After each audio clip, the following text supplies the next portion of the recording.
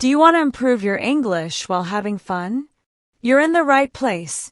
Learning through stories is one of the most powerful and enjoyable ways to pick up grammar and vocabulary without even trying. This story will help you absorb English structures naturally just by listening and reading along. If you like what you're about to hear, don't forget to subscribe to our channel, like the video, and share it with a friend who's learning English too. We post new videos every day, so you won't miss a thing. Now let's dive in. The Pope's Secret Meeting, Part 1, A City Waiting for Peace. It was a cold morning in Rome. The sky was gray, and a soft wind was blowing through the narrow streets. People walked quickly, holding their coats tight. The Vatican was quiet, but inside, something important was about to happen. In a small room with old books and golden lamps, the Pope sat in a chair, looking out the window. His hands were resting on a notebook. He had been writing notes since early morning. Today he was going to meet someone very important, a leader from a country at war. This meeting was not on the news. No one outside the Vatican knew about it. Even some of the staff were not told. The Pope wanted it to be private. He didn't want cameras or reporters. This was not about politics. It was about people. The war had been going on for more than 2 years. Thousands had died. Cities were destroyed. Families were separated. The Pope had received hundreds of letters from children, mothers, and old men asking for help. They were not asking for weapons. They were asking for peace. So, he decided to try something different. He called for a meeting. He wanted to sit face to face with both sides, but only one leader had agreed to come. It was not a perfect start, but it was something. At exactly 11 in the morning, a black car entered the Vatican. The man inside wore a dark suit and looked tired. He had traveled all night. His face was serious, and his eyes showed the weight of war. He was not used to silence. Bombs, orders, and shouting were part of his everyday life. But now, he was walking through a quiet garden toward the Pope's office. The two men shook hands. "Thank you for coming," the Pope said softly. "Thank you for inviting me," the leader replied. They sat down. No papers. No microphones. Just 2 cups of tea. The conversation started slowly. They talked about the weather, about the beauty of Rome, about the Pope's favorite book. Then, the Pope leaned forward and said, "Tell me about the people in your cities." The man looked surprised. He was expecting politics, maybe even blame. But the Pope was different. He asked about children, about schools, about hospitals. The leader talked about how hard it was to keep the lights on, how people lined up for bread, how some towns had no clean water. And then he said something unexpected. "I don't want this war either." The Pope looked at him with kind eyes. "So why is it still happening?" The man didn't answer right away. He looked down, took a sip of tea, and finally said, "Because it's not that simple. We don't trust each other, and we think stopping makes us look weak." The Pope nodded slowly. That's what many wars are about. Pride, fear, history. But while leaders argue, children die. That sentence hung in the air for a long moment. Neither man spoke. Outside, bells rang. It was noon. The Pope stood up and walked to a map on the wall. It showed the world, every country in soft colors. He pointed to the leader's country and then to the one it was fighting with. "Look how close they are," he said. "Only a few hundred miles.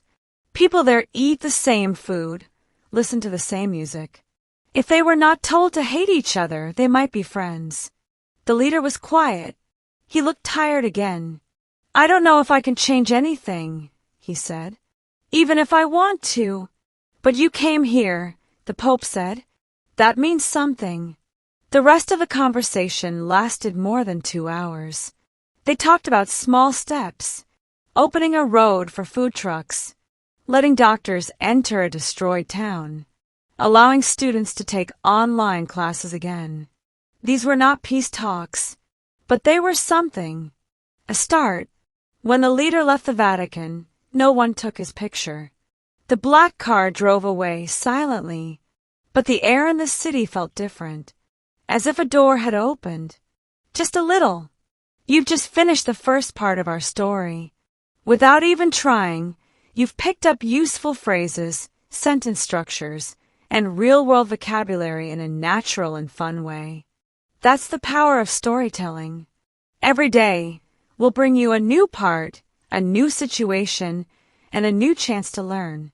So if you enjoyed this, subscribe now, like the video, and don't forget to comment below. Do you think private meetings like this can really help stop a war? We'd love to hear your opinion in English or your own language. Back in his office, the Pope sat alone.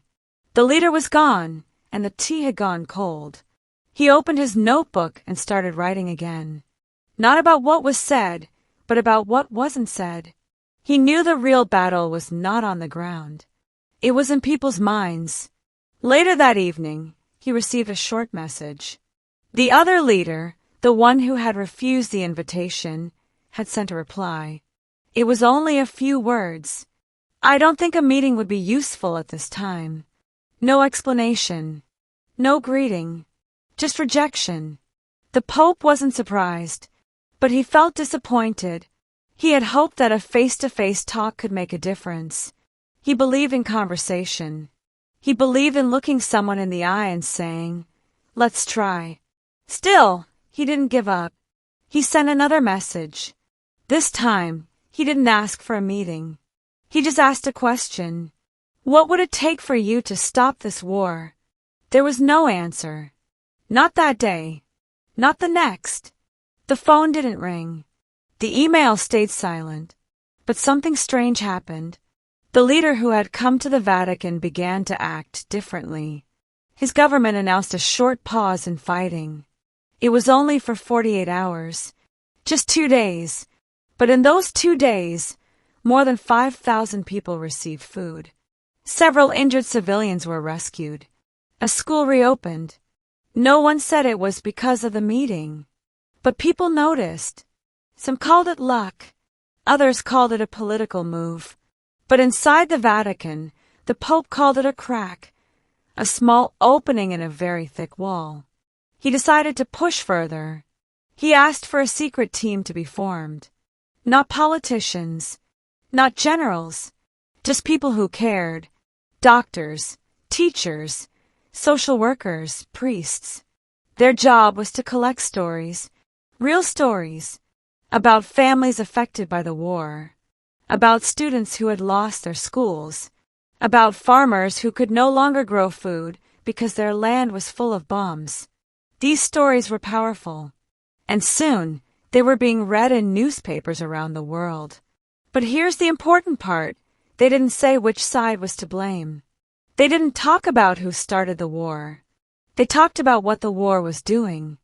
In one story, a little boy tried to walk 10 miles to get bread. He was 10 years old. His mother was sick, and his father was missing. He had one shoe. He made it halfway before he collapsed. A group of volunteers found him and brought him to safety. That story made its way to both countries' news. It went viral. People cried. People asked questions. People started to doubt the things they had been told. That's when the second message came. It was not from the second leader directly. It was from someone close to him. A quiet message. A question. What would this conversation look like if it ever happened? The Pope smiled. That was enough.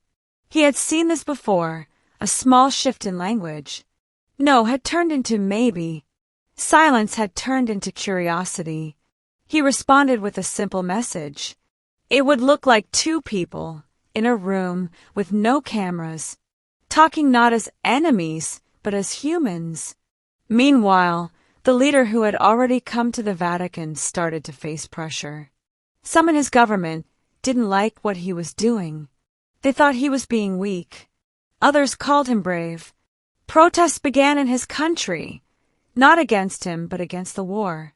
People held signs that said enough. They asked for water instead of tanks. They asked for talks instead of bombs. Still, not everyone was happy. In both countries, powerful voices shouted, "Don't trust the other side." And that's the thing about peace. It's never popular in the beginning. It always feels dangerous. The Pope knew this. He had read history. He had seen leaders get killed for wanting peace. But he also knew that once the idea was out there, it could not be taken back. He decided to act quickly. He wrote a letter, not an official one, not a speech, a real letter with a pen and paper. It started like this. To the child who crossed the fields with one shoe. I don't know your name, but I know your courage. You show the world what war really is. And you showed us why peace matters. That letter was shared by millions. It was translated into 30 languages. People printed it, hung it on walls, shared it with friends. Some even read it out loud in classrooms. And still, the second leader remained silent. Until one evening, the phone finally rang. It was late, maybe around 11 at night. The Pope picked it up himself. A voice on the other end said, "I will come, but not alone." The Pope replied, "Bring whoever you need. The room will be ready." The second leader arrived quietly just after sunset. No red carpet, no reporters, no national flags. Only a small door inside the Vatican opened for him. He did not smile. His face looked like stone, but his eyes moved fast, like someone who didn't fully trust the room. He was followed by 2 advisors. They were younger, one with a tablet, one with a notebook.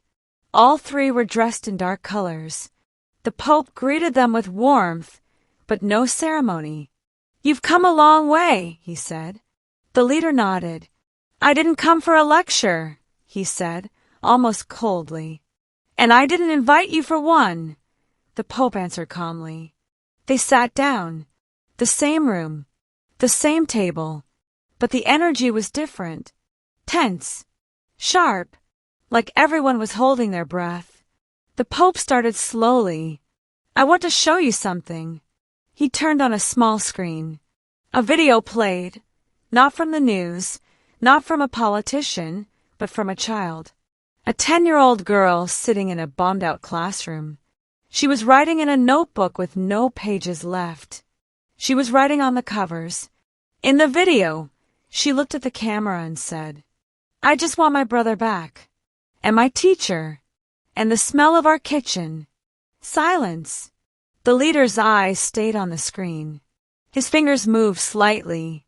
The advisors looked uncomfortable. "She's from your country," the Pope said, "but she could be from any side.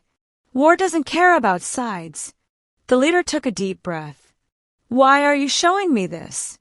"Because peace is not about papers or flags. It's about real people. And their voices are not being heard." Then, for the first time, the second leader said something unexpected. "I have daughters," he said. "I never told the press. I kept them far from politics. But I see them in her eyes." That changed the room. Suddenly, the conversation began to flow. Not about borders, not about weapons, about fear, about fatigue, about what power does to people. The 2 leaders, the one who had come earlier and the one who had just arrived, finally sat together across from the Pope. They didn't shake hands, but they listened. The Pope didn't push for a big agreement. He didn't ask them to stop the war right there. He asked for one thing. 1 hour, every week. A private call. No press. No pressure. Just talk. At first, both hesitated. "What if nothing changes?" one of them asked. "What if everything does?" the Pope replied. Finally, they agreed. It wasn't a treaty. It wasn't a promise. But it was a beginning. After the meeting, none of them gave a speech. The world didn't even know what had happened that night. But 2 weeks later, something strange began to happen. The fighting slowed. In some cities, children went back to school, not all, but some. In certain regions, soldiers stood back for a few days. Not everywhere, not always, but enough for people to notice. And then, journalists started asking questions. What changed? The answer was never clear. There were no official statements, but whispers began to spread about a quiet conversation in the Vatican, about a letter to a child with one shoe, about a pope who listened more than he spoke. Months passed, and while the war didn't end, it began to bend. Like a strong tree leaning toward light, the pope never took credit. He continued meeting people, writing letters, and inviting others to sit in the same room. Not as enemies, but as humans. And the calls continued. Every week. 1 hour. Just talk. Sometimes they argued. Sometimes they sat in silence. Sometimes one of them didn't show up. But the line stayed open. And that, more than anything, was the real miracle. You've just completed a full 3,000-word English story, rich with real-life themes, simple but powerful language, and emotional depth. You probably didn't realize it, but along the way you absorbed. Conditionals, what if everything does? Passive voice, the fighting slowed. Past perfect, he had seen leaders get killed. Embedded questions, expressions of uncertainty and nuance. And you understood it all without a textbook. That's the power of stories. They teach you more than grammar. They teach you how the world works, how people think, and how language feels. We make videos like this every day to help you grow your English naturally. So don't miss out. Subscribe now. Like this video if you felt something, and share it with someone who still thinks English is boring. And now we want to hear from you. Do you think a simple conversation can change the course of history?